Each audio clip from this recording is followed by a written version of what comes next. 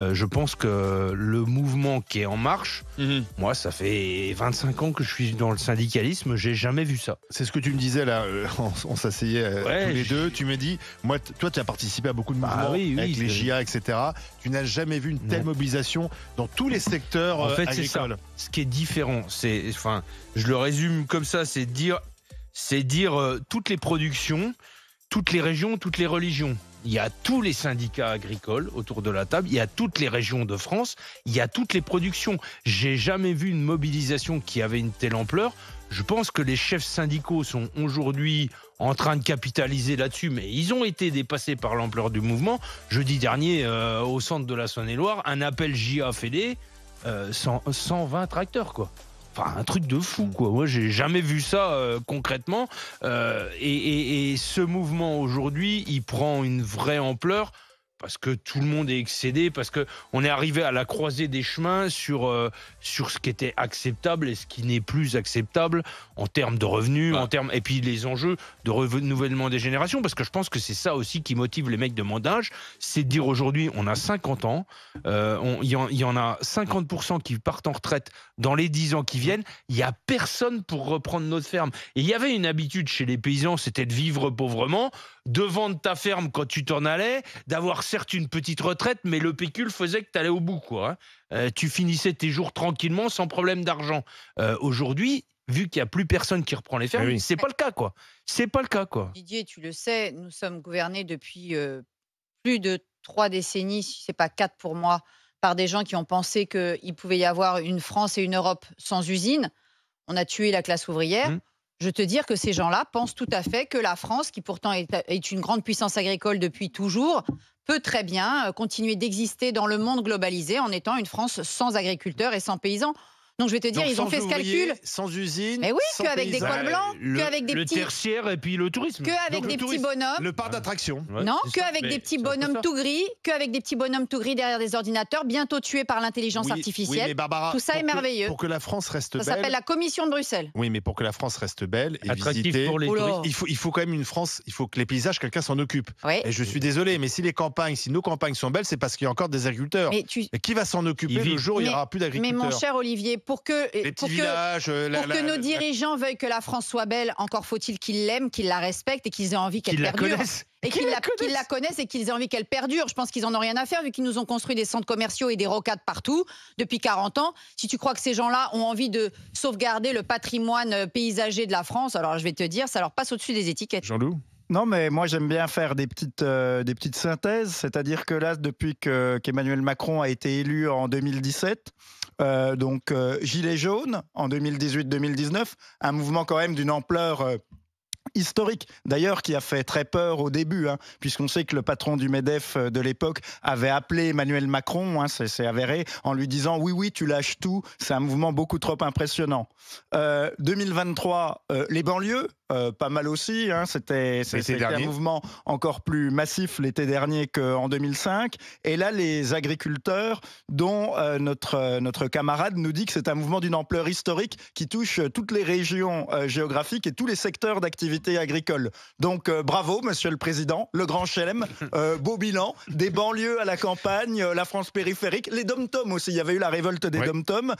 Non, c'est magnifique, le bilan de la satisfaction est on va aller merveilleux. tout de suite, si vous le permettez. J'applaudis un tel camarades, exploit. retrouver la coordination rurale et José Pérez qui est avec nous. José, si vous avez la radio, baissez-la, comme ça on va s'entendre correctement. Bonjour José. Oui, bonjour. Oui.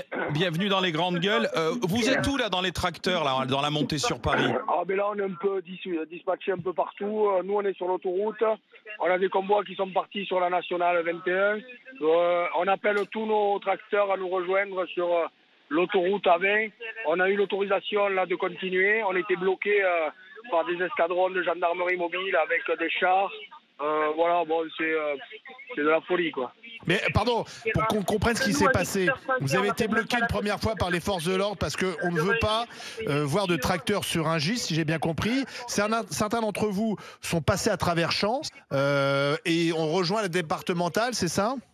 C'est ça, ouais. On a réussi à passer à travers Champs pour rejoindre la départementale. Nous sommes restés à la manœuvre pour essayer de débloquer la situation. on a réussi par nos contacts à nous faire débloquer la route et nous montons jusqu'à Vierzon. Voilà, on a l'autorisation de monter jusqu'à Vierzon. Donc nos agriculteurs, on a donné ordre à tout le monde de se retrouver à Vierzon, quoi. Et ensuite, parce que je me souviens que votre objectif c'était Rungis.